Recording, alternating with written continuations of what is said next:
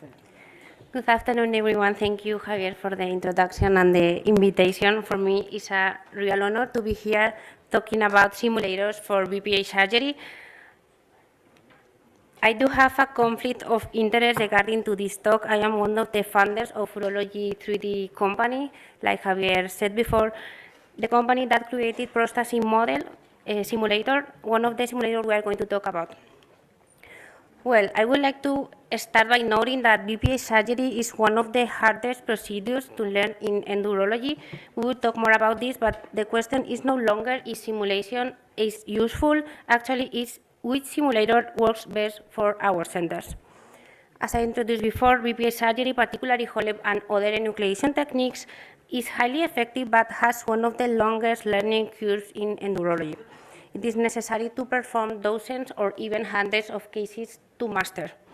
On the other hand, we also know that complications are more frequent in the first cases, so training outside the operating room becomes essential. For this reason, simulation has become very important in safe training. In the last 5 years, there has been an explosion in the number of publications regarding this, validating simulation in neurology. Training centers across Europe, America, and Asia are incorporating these simulators into residency and fellowship curricula. The trend is clear. Simulation is no longer optional because it clearly improves surgical performance. Why should we use simulators? First of all, of course, for patient safety, trainees can learn before operating on real patients. Second, structured training helps us learn faster and with more confidence. Third, they allow hands-on practice without the stress of the operating room. And finally, they are supported by main scientific societies. Regarding to this last point, big societies like the EAU say that simulation is now a key part of training.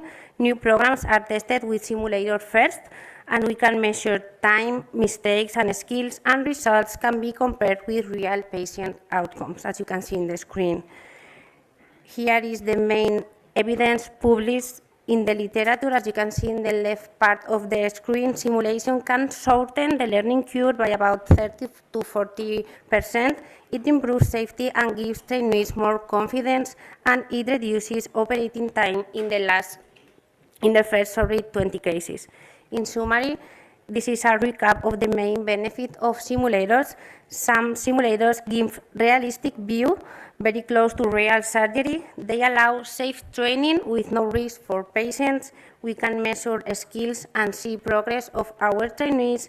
This makes education better with faster learning and higher standards, and they can adapt to different BPH treatment and new technology. Simulators can be divided in two main groups, as you can see, physical phantoms and virtual reality system. Regarding to this last, virtual reality simulators put the trainees inside a digital scenario, almost like a video game, but with surgical views. They give automatic feedback that can be measured time, mistakes, energy, and efficiency of the trainee. This is very useful most for structured training because progress can be followed step by step. So they are great for teaching basics and for standardized programs.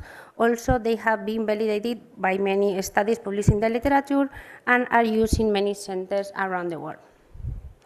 But they also have some limitations. They are very, very expensive, around 60 to 80,000 euros each simulator, so they cannot be available in all centers, and the feeling of the instruments in our hands is not very, very realistic.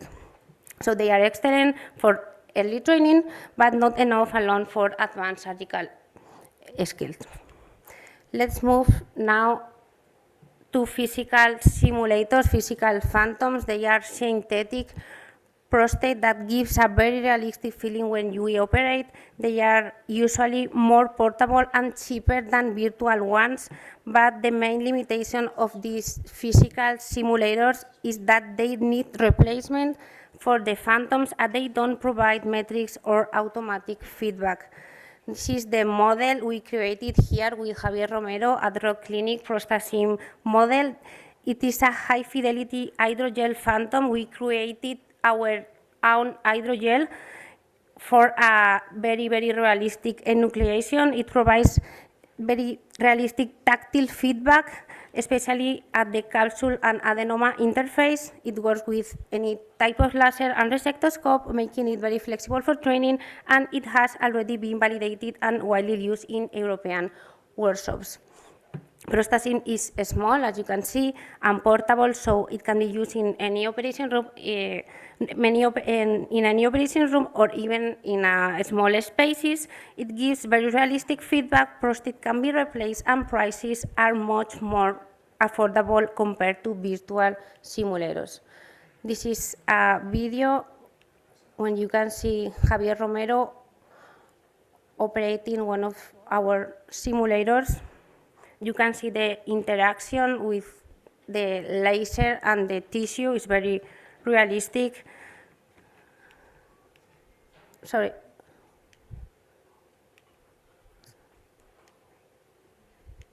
Can we see again the second? Yeah.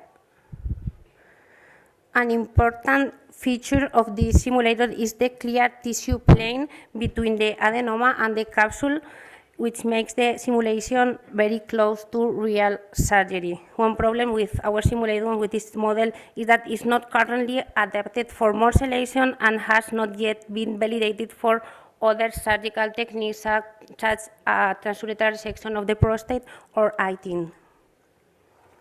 Let's move to another very, very interesting model. This is Aldaver model developed in Korea.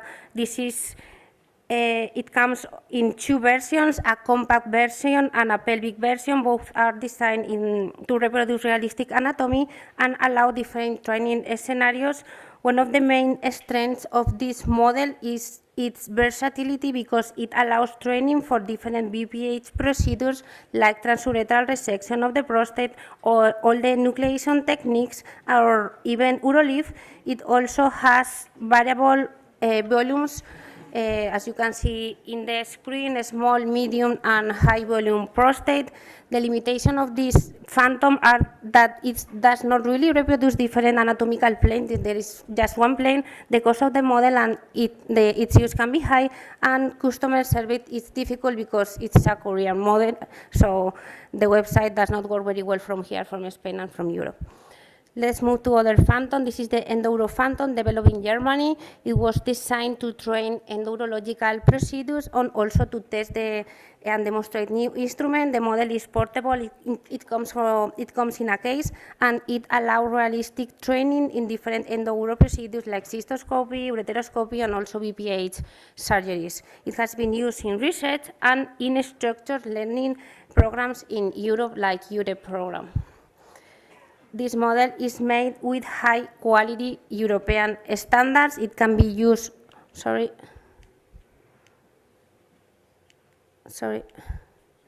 It can be used for different endo and BPH techniques, as I said before, giving more training possibilities and even allows morcellation practice. But it also has some problems. It is very, very expensive. The hydrogel material is delicate. There are no different planes or color code anatomy, and enucleation is less realistic compared to other models. And this is the last model I'm going to show you, the prostatic hyperplasia model and HOLEP simulator described by Aidin at 2014.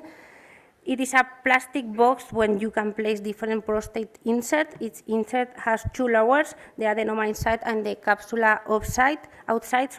You can use it in different laser and allow realistic training in enucleation techniques.